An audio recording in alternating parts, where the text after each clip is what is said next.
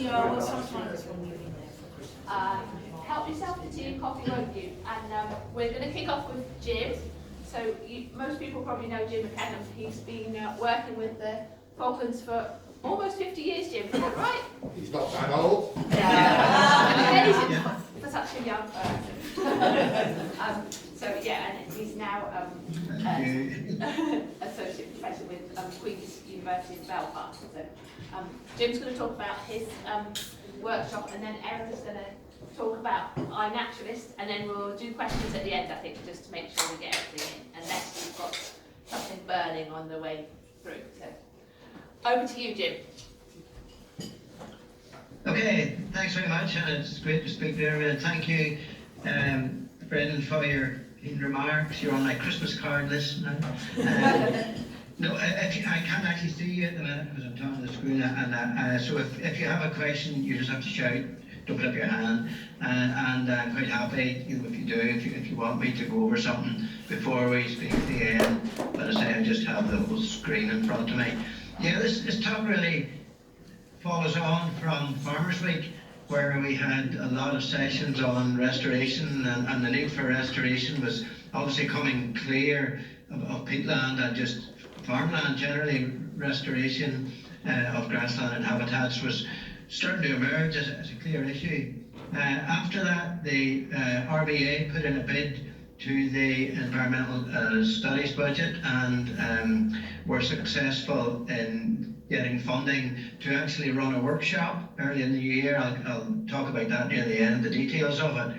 But really, the feeling was that we needed to get together all the accumulated evidence there was to try, and there was a real need for a land recovery program of some sort in the Falklands. So this workshop will be focused around that, and then what I'm just going to talk about today is just give you sort of advanced notes of that, what we hope to do in the workshop, the sort of things we hope to talk about, where we are with with the situation at the minute, and the evidence we have.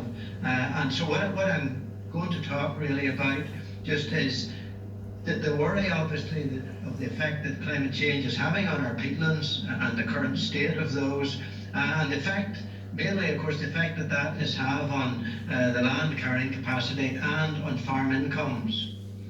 Then we sort of look at the action. What can we do about that? Look at it from two perspectives, but they're both interrelated, and I want to, both are equally as important the other. What is our sort of knowledge of peatland condition and function? A lot of the science that's going on at the minute, which is really good, really important that we measure so we can manage the peatlands. But then, just as important, in fact, probably given the length of time involved in it, even more important, is the evidence from practical restoration and from observation, just the experience of those people in the Falklands who have worked on restoration, or who have tried it, or who have observed and saw its practical application. So that's going to be a very big part of the workshop. So that's why I just want to bring those two elements in today. And really just to make the point that the support needed for peatland recovery and restoration the case has to be made for it, for the funding bodies, and we'll talk about that as well, where the money's to come from to pay for that, and to keep farmers in business so they can work their land through that. And that's what the workshop will be about at the end of the day, and we'll come to more details as we go through. First of all, any that's involved in the farming community will know that farming is really in a critical state at the minute.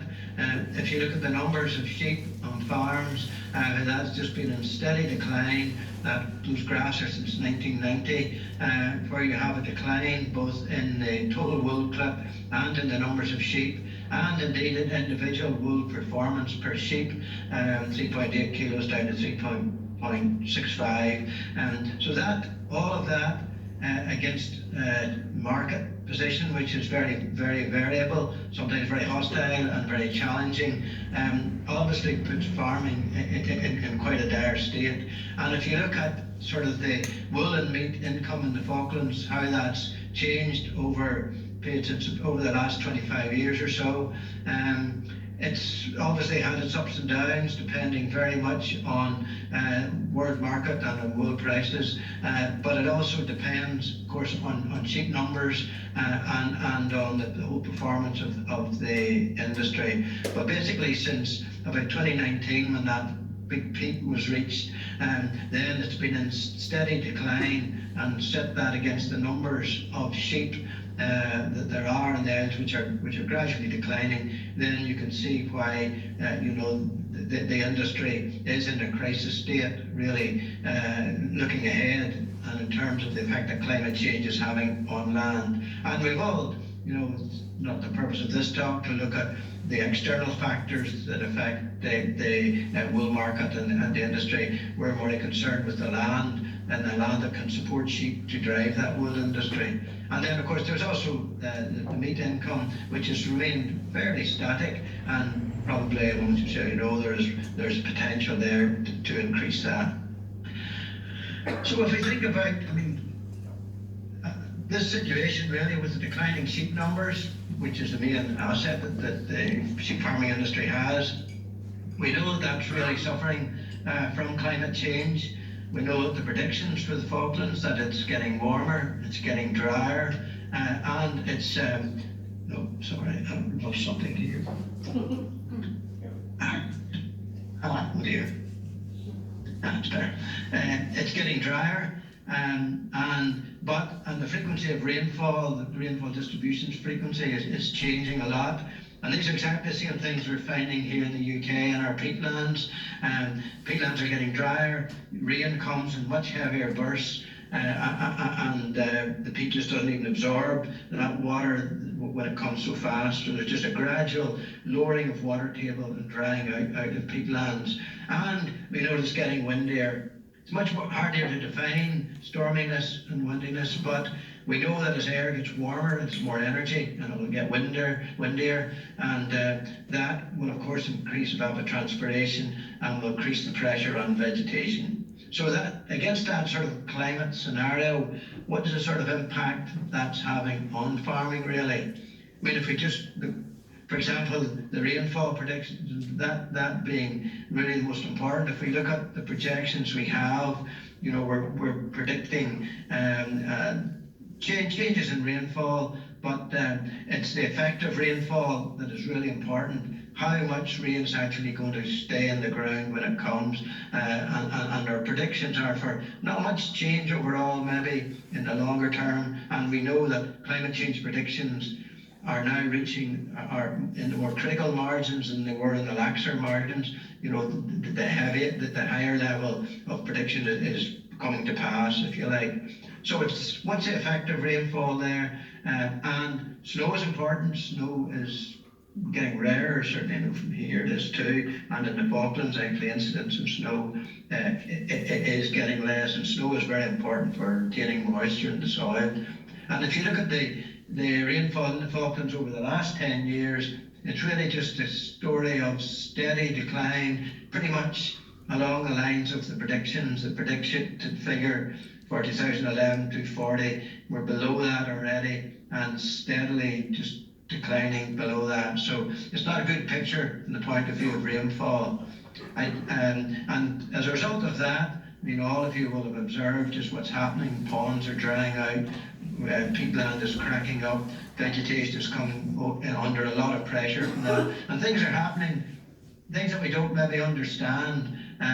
For example, over the last few years, we've had the whole phenomenon of diddle-dee dieback, which we haven't really got to the bottom of, but climate change is probably a big factor in that. We're getting big patches of diddle-dee dying out, and ferns dying off. Just some recent pictures there in top right from Weddell Island, where you have just the tall fern is just blackening, and you can see in those valleys down below behind the water there, just valleys full of tall fern are just turning black, and we don't know why that should be.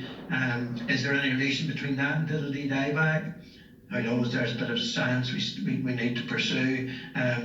If you look at tall fern as a plant, a few years ago, Rebecca Upson as part of a project we're involved in, looked at the sort of susceptibility of species to drying out, and tall fern was quite low vulnerability ranking. I mean, it showed it should not be, it should be one of the last ones to be susceptible, if you like, to drying out. Yet here we have a situation where it's clearly under great stress, you know, and is dying off. So what's happening there? We just don't know. The valleys here from Peatland, I think this on Weddell again, and Shallow Harbour the same, where your vegetation is just turning grey and just dying off. Simply, we're just getting a complete change in vegetation structure, and obviously its grazing potential. And you can pin that down to climate change, but what is it? Which elements of climate change? It's a combination of all of them, obviously, but how we can perhaps stop that, or but mainly how can we continue to utilise those pastures, and to which level to try and minimise the vegetation loss. Just an interesting picture which Stephen sent me from Weddell, where this was an old fence post previously covered in lichen, and over the last winter it's just been sandblasted clear, with literally with the amount of wind that's taken almost all the lichen off that post, and that's happened just on a lot of old fencing there. So there's all sorts of things happening which we don't fully understand, but we know the climate is behind them, and a lot of the measurements that are going on with flux towers, with looking at temperatures, looking with soil, groundwater levels and so on, those are all helping us to understand the story. So there are big implications for this, for grazing management, implications for animal welfare, for stock numbers, and huge economic impact and biodiversity loss. All of that is really climate driven. And from an overall picture in terms of our peatland as our carbon resource, we're obviously going to get higher levels of emissions. Those need to be quantified, and that's what's going on at the minute. We have a big soil moisture deficit and erosion issue, and that is really a barometer of what's happening now and likely to happen. We know that evapotranspiration is very important, an understanding of the soil moisture deficit, the time of the year when the moisture lost from the ground by evaporation and transpiration from plants far exceeds that which is coming in by rainfall. You get soil moisture deficit. Soil moisture deficit is okay if you have got plenty of moisture in the soil and plants can continue to grow within that. But in the Falklands, where you have shallow peat, shallow soils, once the soil moisture deficit reaches a certain level, the plants just have to stop growing to try and survive, and then if it gets worse, then they die. So we need to look at the factors affecting evapotranspiration. How can we reduce it in the Falklands? The predictions are that it's going to be affected, obviously, because it's a function of water vapor, of moisture, rainfall, and wind and temperature, and all of those contribute to the level of evapotranspiration. How can we try and minimise that? It depends, for example, on things, on how much carbon is in the soil, how much organic matter. How can we reduce temperature and wind? Does shelter have a role? Do the types of stock we use have a role? What depth is the water table? But most importantly, really, the vegetation cover that covers the ground, that's the one thing that controls soil temperature and can control the transpiration of moisture through the plants. So we need to manage vegetation to cope with soil moisture deficit. So when we're looking at measures that might go into a land recovery program, those are the sort of things that we can think of whenever we're trying to set ourselves targets for vegetation. And all of that is causing what I started with, a decline in sheep numbers and wool clip. So in terms of our sort of the basis for action to try and do something about land recovery, we need first of all to try and understand just what is happening, to measure what's happening to the soil, what's happening to the vegetation and to the livestock. But particularly we need to build up our knowledge of vegetation growth, soil and peatland condition and function, and really the first component of that is the science and the actual measurement of that, so we can relate observations in the field and practical experience to something that we can then translate into a recovery program on an individual farm basis. In terms of sort of agricultural oriented research and development, most previous reports and activities were concerned about increasing performance and productions of livestock, and there are important messages from those previous reports and from current research on land condition. Sometimes we maybe weren't looking for that, we were just concerned with pasture production and pasture performance and livestock performance, whereas what was actually going on in terms of the ecology of the pastures and of soil quality was not particularly understood or observed. But there are messages in there when you look at, for example, levels of bare ground and the ability of different heights of pasture to stay in stock. But now really our focus is completely changed really to looking at sustainable land management, which is more than just about livestock and outputs. It's how do we actually retain a skin of vegetation on the soil, and how do we actually keep productive pastures there, and that's all being set against the background of climate crisis. So there are lots of reports by a lot of agronomists and people who have studied that over the years, and we need to make sure we don't miss out on any of those. We revisit those and look at the lessons that can be learned. We know it's very important, for example, to look at the grass growth curve through the year. How is that going to be affected by any measures that we take? How are we going to manage to maintain that growth peak that is important for livestock production? And that will be part of the workshop. We will look at that. And for example, overlaying that growth with the predictions, the lower figure is the prediction in evapotranspiration change, where that grey area is just going to get bigger. And of course, that's where we have soil moisture deficit, and that coincides with the main peak of grass growth. So how can we marry those? How can we marry a grazing program, an animal nutrition program that fits into those changes that are likely to happen? Those are things we need to thrash out and talk about. There are other impacts of climate change on our land ecosystems. We're going to get soil moisture deficit, erosion is an obvious risk, change in soil carbon content, and simply oxidation of carbon to carbon dioxide into the atmosphere. What are the factors affect that? And climate change brings with it new diseases, pests, risk of these, and invasive plants, and changes in the range of our native plants. We're obviously rightly involved in trying to restore a lot of areas with native plants, but we should be selective in those that we use to reflect that. And then, of course, the extreme events we're going to get, extreme storms, extreme rainfalls, wind events, all of those increase the wildfire risk as well. And we need to manage vegetation to deal with that. So we need to know more about peat so we can manage it better. We have the peatland map from the soil mapping project. I believe by tweaking that, it probably does need some more tweaking, but it is potentially a valuable resource we could use in long-term farm planning, and we can bring that up at the workshop. In terms of the science, the next steps really are that we need to understand, we need to measure more that we can manage the pasture and the conditions we're in.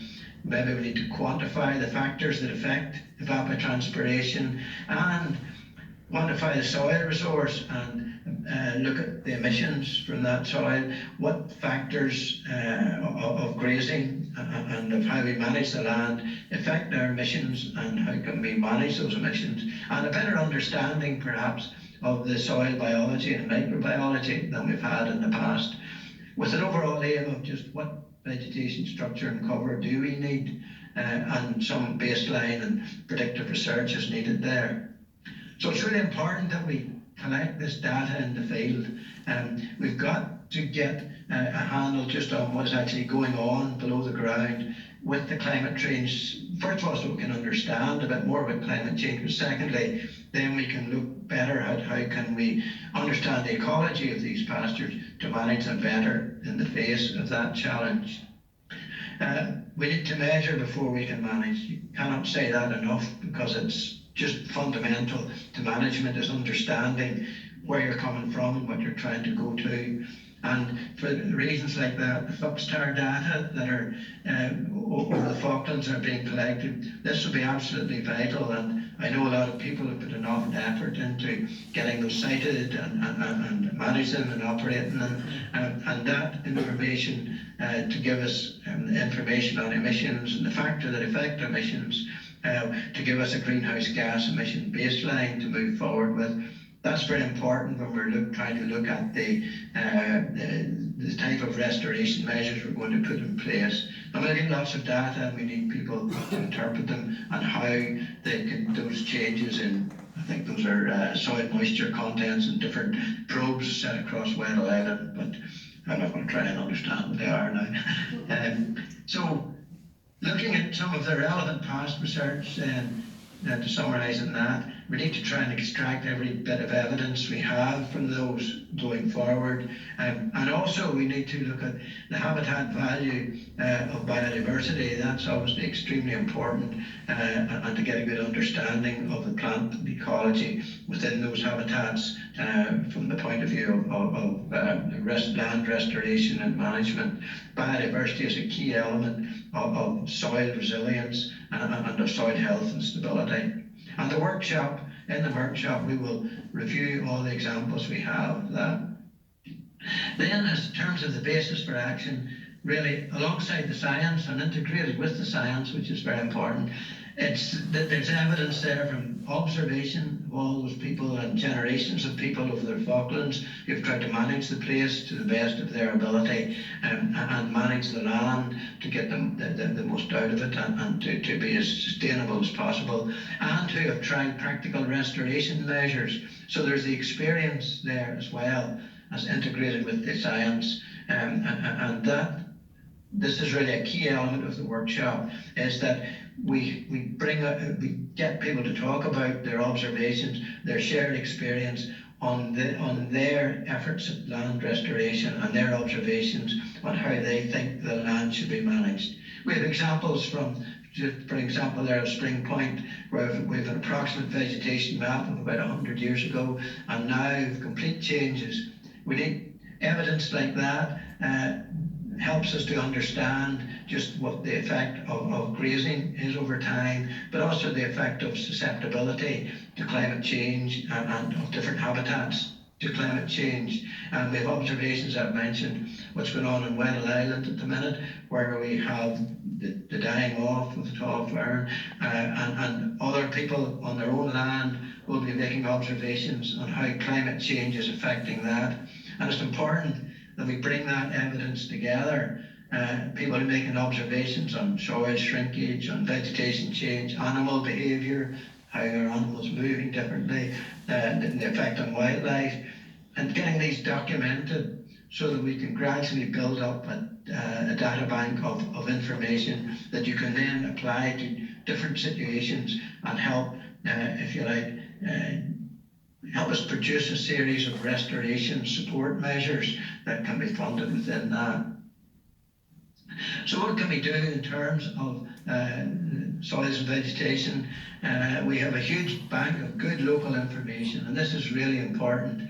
And we have experience in revegetating our road areas and on sustainable pasture management. There are already people who are dealing with that, and climate change will affect different parts of the Falklands differently in different areas. So it's important that that's brought together and people learn from other experiences. We have a wide range of sources, individual farmers and landowners particularly, and we have people like organisations like Island Land Care, Fire Creek, and other people who are involved in tussock grass planting and habitat management, and other planting other native species and other grasses, encouraging young people to be involved, to get out and plant tussock, popular groups like the museums, schools, and organise that. And we have private companies who are interested in the environment of the Falklands that are willing to fund this type of restoration measure.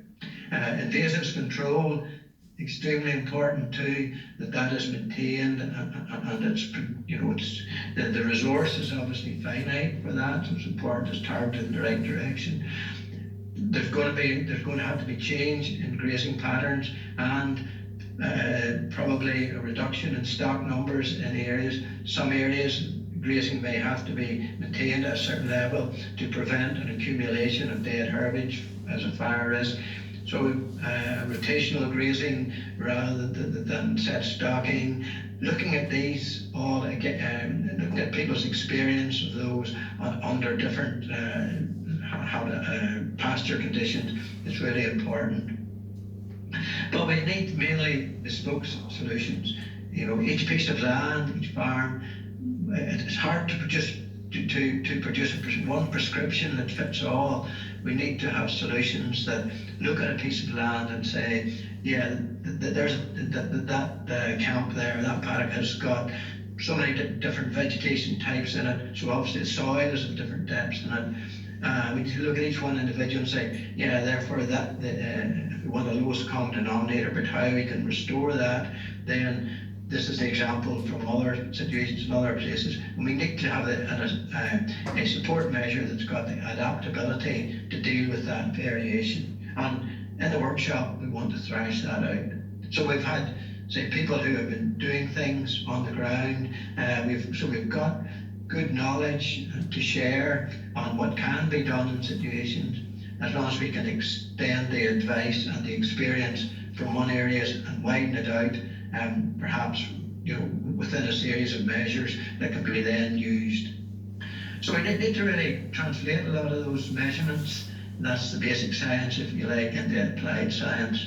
And we want to find stocking densities and seasonal grading patterns for each land type which are sustainable, and that'll help us support firstly meat and wool production and income for the farmers. But then there are other targets which are income to society and our income to the Falkland Islands generally. That is retaining carbon and sequestering carbon and habitat-related biodiversity targets. All of these have a value as well, and that's where support measures come in. They recognise the value of those other ecosystem services that farmers are delivering, and perhaps a grazing animal and pasture management are delivering. And in many cases that will require stock density, and others it might require a redistribution of stock. And as I said there at the bottom, it's most important that we keep people on the land to do these things, to provide the support and of the appropriate skills and backing to deliver. Rural depopulation is not in anybody's interests at all, and that is an anathema, and that is what we really, as the key focus of what we're trying to go ahead with in terms of a land management element, in terms of a land program of land recovery. And this all fits also in part of the land management element of the responsible wool standard. I think it's very important to stress this is a collaborative approach. It's between the scientist, the farmer, the practitioner. Learning from each other involves talking to each other. It involves showing each other and sharing, willing to stand up and share our failures and our successes so that we can learn from those. But collaboration really is key along the way. It's not a top-down approach where government is going to say, you must do this, you must do that. It has to come from the bottom up, from people's experience, backed up by the gradual build-up of science knowledge that we're getting, to develop this sort of collaborative approach that we can come forward with restoration strategies and measures, you know, that are going to actually achieve the benefit and give us value for money. So to finish just with about the Land Restoration Recovery and Climate Resilience Programme workshop, must get a shorter name for it, which was funded by as I say, through the ESB, and that funding enables us to some of us to get down to there and actually run the workshop and to bring people into it and to deliver a report from it, which is of value, obviously, to those putting together the restoration measures. So what we're really aiming to do is summarise the knowledge base and where there are information gaps in the ongoing science that's out there, and very importantly, share practical experiences and observations, and that can often be historic observations and observations of intergenerational observations. It's important that those are brought out and brought to bear so that those that are trying to first of all design the scheme, but also trying to do the science behind it. And as I said, we really want to adopt a collaborative approach. The idea of co-designing schemes for farms and for land is very attractive, and where you have that, where you have right from the start, you have the farmer engaged with the funding officer or the research officer, who is the department officer who is putting the scheme together. Those are always schemes that work much better.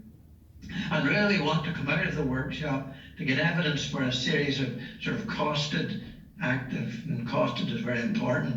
We have to try and work what will these cost in terms of rate per hectare of land or capital investment that might be required to deliver them.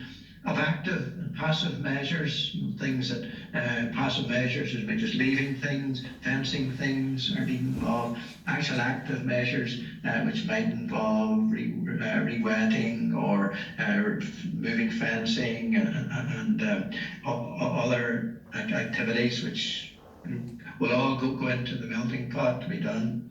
Then, extremely importantly, is the funding source. How is this going to be paid? Who's going to pay it? How much needs to be paid to actually make it attractive to farmers and to make it essential to farmers to maintain their income in the face of this climate challenge? And we also want, through the workshop, the publicity around it, we want to make society generally in the Falklands aware of the pressures that the farming industry are under by public engagement, by good advertising, by getting a good media profile, and into the schools as well, to have a few sessions with the young people in the schools just about what's going on in terms of a land recovery programme. In terms of the goals of the workshop then, what I want to see, and I'm chairing the start of this, are the sort of take-home messages of really to get out to everyone that as a result of the impact of climate change, farms are in huge economic difficulty. It's not, we want everyone in the islands to realise that this is everybody's problem. It's not just the problem of the farmers that are out there and trying to make a living off it. This is a problem for the whole islands. FIG, of course, are under their own budgetary pressures, but the ball is in their court to find a way to generate hope and optimism for the farming industry. These are things that are very important. I see here in Northern Ireland where farming going through stresses, not just peatland ones and land ones, but others.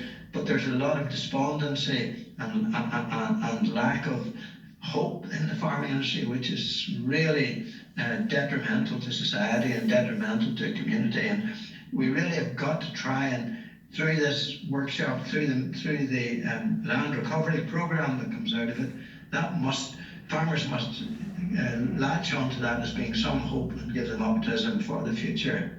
So the outcomes from the workshop should make the MLAs appreciate the need for funding within the next spending round. And I know, FIG income goes up and down, it's very dependent on the fortunes of the tourism and fishing industry, but a support measure for land management cannot be operated on that basis. It must be consistent, it must override normal economic fluctuations.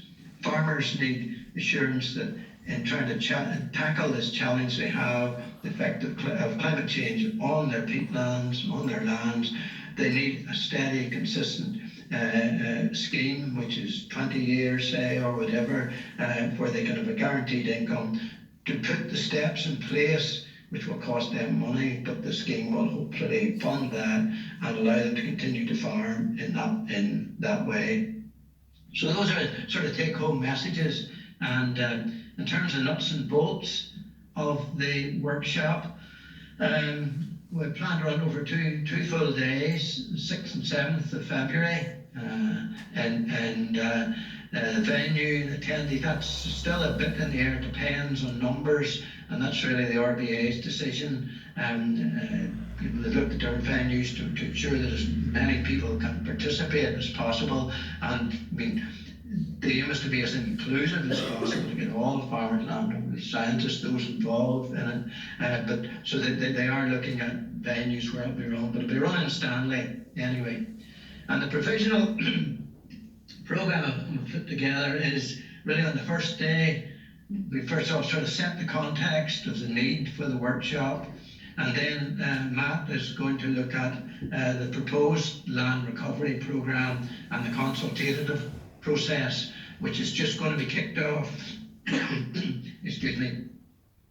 This workshop will actually formally launch the consultation process for the FIG land recovery programme. So immediately after the programme is over, I'll be staying in the islands for a while, to a few days to sort of write it up, get the messages out there,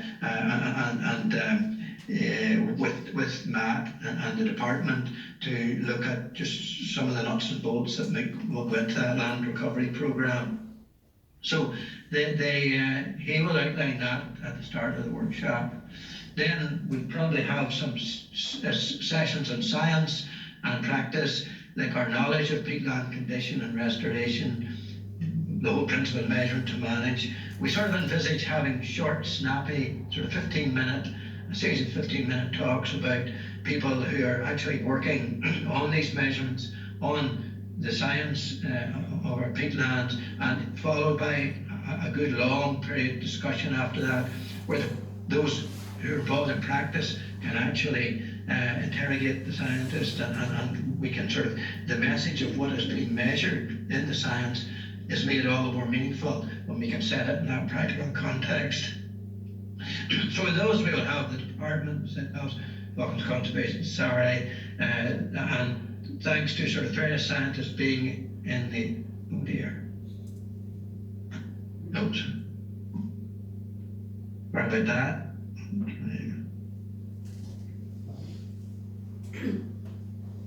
Thanks to various sort of scientists being in the islands of that period, at this time we're able to have, you know, a fairly good a very good overview of where we are with the science. We've got people from Sarah here, obviously. I'm hoping that Chris Evans will be here. Katie Ross is hoping to come, and perhaps Steffi Carter. We have Nick Mitchley from Nottingham University, who's working on erosion and so on, to be there. And so we will have a fairly good body of science. People are actually carrying out the science in the islands, available to say what they're doing, but also be open to interrogation and to feeding into how that science is going to affect just the practical taking forward a land recovery programme, the nuts and bolts of it. Then on the second day, we'll probably concentrate a bit more on evidence from examples of restoration. So just I'm hoping a lot of farmers, landowners will be prepared to come forward and just talk, just nothing formally under pressure to prepare, but just discuss, try and get examples of restoration that are talked about and are openly discussed, and we can see the sort of the breadth of scenarios that restoration would apply to. And then probably in the last quarter, because it's very important, we want to talk about the funding of the programme. How might we judge what these measures will cost, and let you have your say on them if you're a farmer, a landowner. Everyone at the workshop has their opportunity to contribute to that. It's probably pretty good knowledge that this funding cannot just all come from government, from public sources, but there are people who are there, private sources who are willing and interested in contributing. and the whole, the whole issue of carbon offsetting and so on, and biodiversity credits and things. All of these we could put in and have an open, honest discussion just on how such a program might be funded and how that money can then go back to farmers to help them to manage the land and deliver those outputs that we need. So that's then finishing up with those take-home messages, which I mentioned just there previously, and as Matt has said, a formal launch of the consultation process will start, and then everyone will have the chance to have their say. But hopefully, these 2 days, those 2 days of discussion, ideas, and will help people come forward with their ideas on what should go into the consultation process, and will maybe give them the confidence to just say what there can help to go towards a land recovery program, and how others can benefit from the experiences of people that have already done it and observed. Particularly, okay, I'm a scientist, well, but I'm a small farmer here, but I particularly want those with examples who are actually doing restoration on the ground, what it costs them, how hard is it to do, how applicable do they think is in other places, what do they see as the need, what are their experiences. By interacting with the scientists on both days, we can really get together the nuts and bolts of some messages that will really help Matt and his team put together a proper land recovery program. Okay, so that's the plan.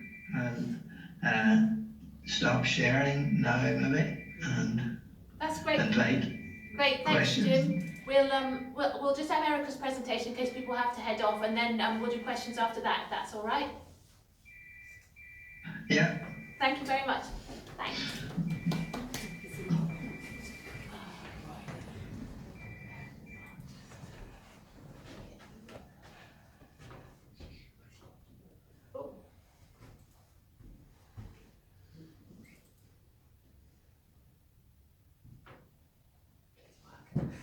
Yeah, I'm sure it will. Can you see our screen all right, Jim? Yeah, no, I can just see you and Erica, I think. Oh, can you see the presentation? No. Yeah, sorry,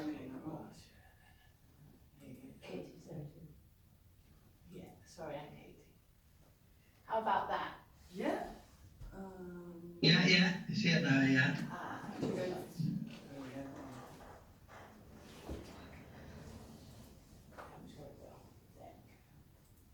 Thank you very much, Jim. That was great. Now, there we go.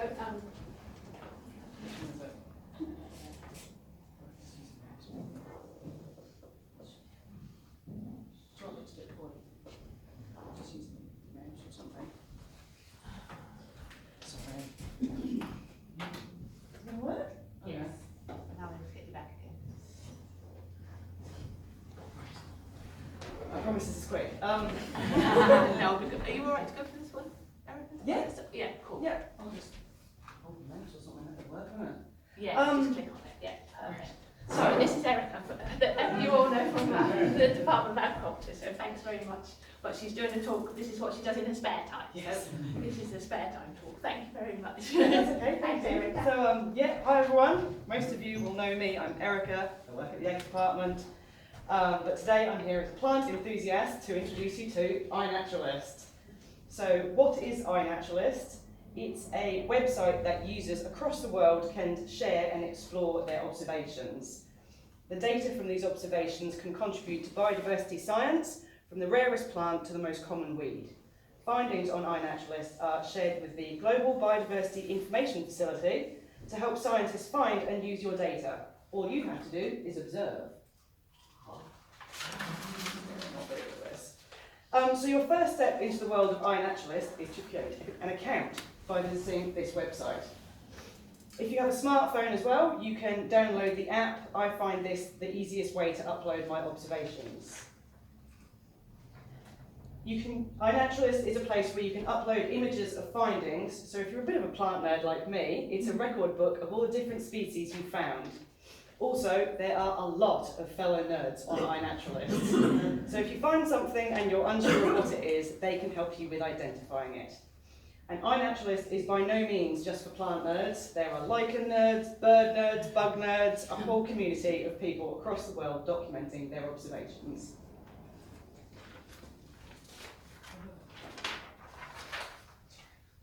So fundamentally, you will need some sort of a camera. Without images, you don't really have observations.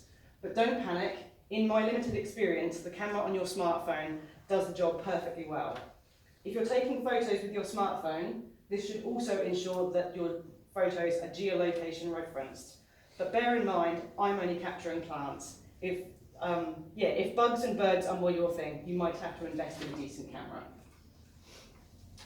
You don't also have to capture something new or interesting. Funnily enough, one of the most identified species on the Falklands Native Plant Project is diddle-dee. But these observations are still really useful. It's also a good habit that I'm still learning, is to make sure you have some sort of a scale in your images. Luckily, being a smoker, I normally have a lighter in my pocket or a lip balm, but other standard items can be used as scales. Oh God.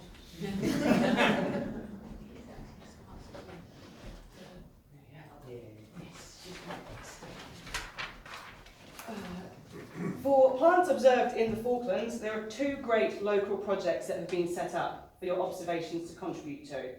One is the Falklands Native Plant Project that I believe was set up by Falklands Conservation to document new records of native species. What I really like about this project is that there's a leaderboard with most observations and most species, and it's my goal to try and beat everyone else. There's nothing wrong with a bit of healthy competition. You don't have to do anything. Your observations, as long as they meet the correct criteria, they will automatically upload into this project.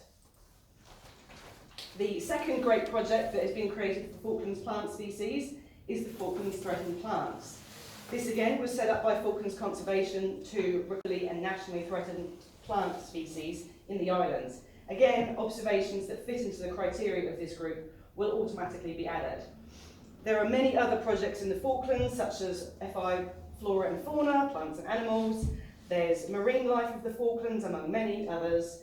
So if you click into projects and then you can search for the Falkland Islands, you can see what sort of projects take your fancy.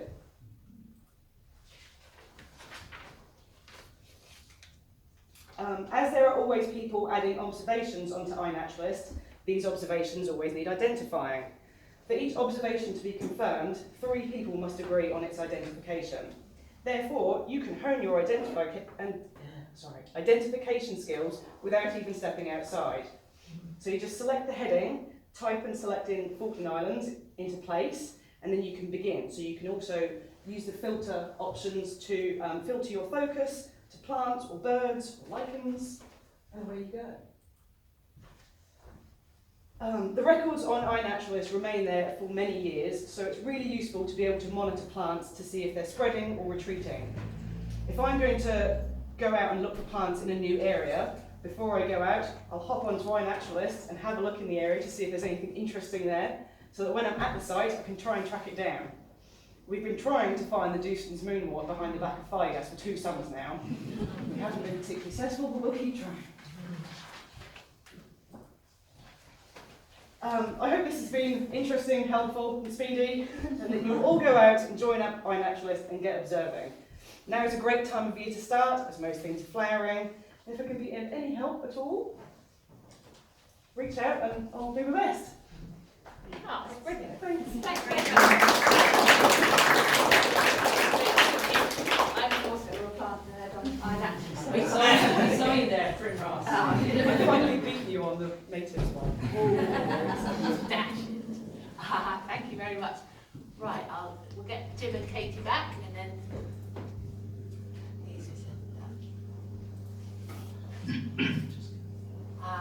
Hi, Jim and Katie again, and go for questions. Has anyone got any questions? Oh.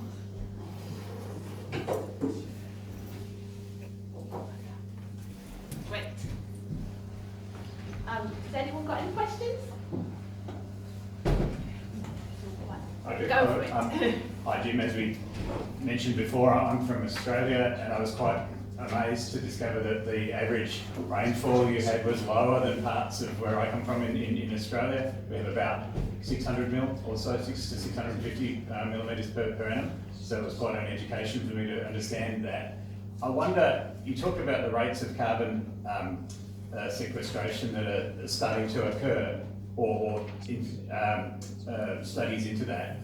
Have you looked at the sort of the world price for carbon sequestration against the wool clip and meat clip price per hectare or per acre as a potential for funding sources, and also, I guess, as you mentioned, leaving some fields perhaps, or the peatlands unstocked for a while, so you might have biodiversity offset opportunities there as well, or is that work still to come?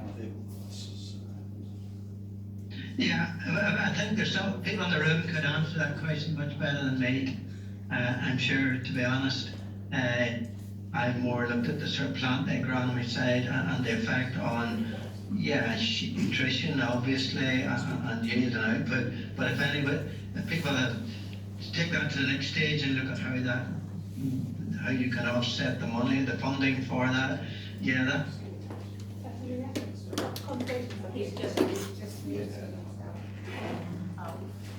Sorry, Jim, we can't hear you anymore. You've got your mute. Yeah, sorry. Brilliant, thank you. Yeah, my problem, sorry. Yeah, no, I think there's others in the audience there could answer that question better than me, to be honest.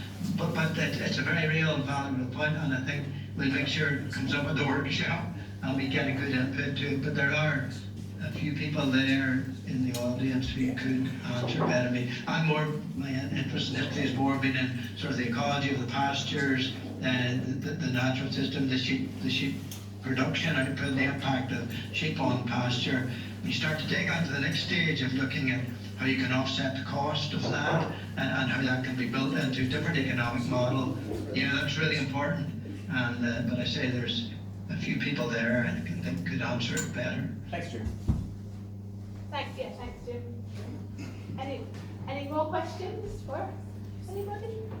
I was just going to say to Erica, I mean, I'm interested in grasses, obviously, and I think grasses are one group of plants that people find okay, there's the obvious grasses, but there are more difficult ones. And would iNaturalist be good for getting a good sort of grassland identification key together? I've got sort of a paper one I've been working on, but I've never really got it published yet, but it would be really nice if it could be built into something like iNaturalist. I don't really know about an identification key, because like other people go on and they go, oh well, I know what this is. So I don't really know, to be honest. You can put links. I don't think so. Apart from maybe you would get pictures from it if you wanted pictures of examples. But you can also put links in the project. So if there was a key available, you could put a link to a key, couldn't you? Which might be useful. I think there was a key function in the past, but I think they don't do that anymore. But yeah, so I think your key would still be useful, I'm afraid, Jim, if it was there. And then. But it'd be nice to have some pictures. Oh yeah, you certainly get pictures from it. There's lots of pictures, and also a way of contacting. If there were things you wanted to check or were unsure about, it would be a way of contacting other specialists or people that have made observations. So that would be. I think it would be useful. Just as part of the idea, I think, behind getting involved with iNaturalist was it could serve as a database function for Falkland Islands, and all of Rebecca's old plant records have been uploaded to it, I think. No, you can't upload them unless they've got a photo. So. I mean, that's my issue, because that's the one bit I feel we lose out on slightly with it. Is that if I go away and do a plant survey, I come back with 1,500 plant records. Yeah. It seems a real shame I can't upload these records onto that. I'm not going to upload 1,500 photographs. Is there any way to adapt it so you can upload an Excel spreadsheet? No, we did work. There is Sari are hosting have got one where you can do that, so that is for more raw data. The iNaturalist, it relies on because the verification system is that you have to see the photo, so it's a photo-based system, so it is, geared more to amateur, I guess.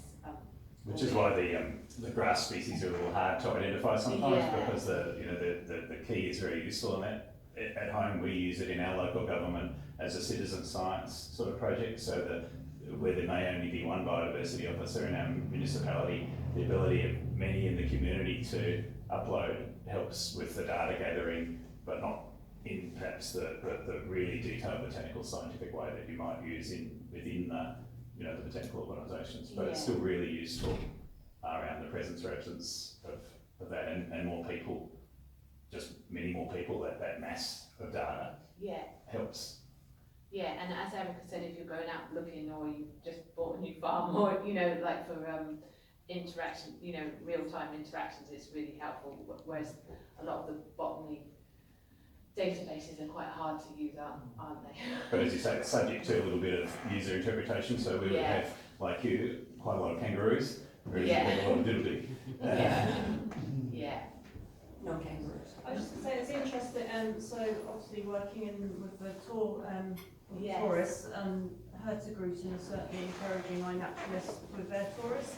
I've noticed this year, when I've been walking around with the different groups, a lot of them are all photographing the plants and saying they're going to be uploading them onto iNaturalist. So I don't know if you've had the same, Brian.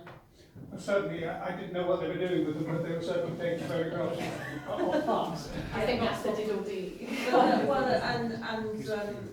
The dog walkings are out at the moment and things like that, so they're getting very excited by it all anyway. So. Yes. I was just wondering if the things that are happening to our peatlands are the same in other peatlands in the world, or if we are sort of suffering worse, being in a more extreme. It's a good question.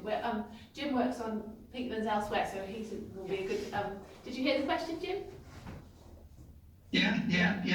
I mean, the Falklands peatlands are quite different. I mean, Katie can probably say more than me on to. Falklands peatlands are quite different in that they've developed over time because of fairly low temperatures rather than because of high rainfall and saturated and so on. So they're fairly shallow peats, therefore they're more vulnerable to drying out than other peats are. A lot of our peats in Ireland are most of them are sort of 3-4 metres deep, and some even deeper than that. So a peatland like that is more resilient to drying out because there's a lot more moisture stored below it to be fed up.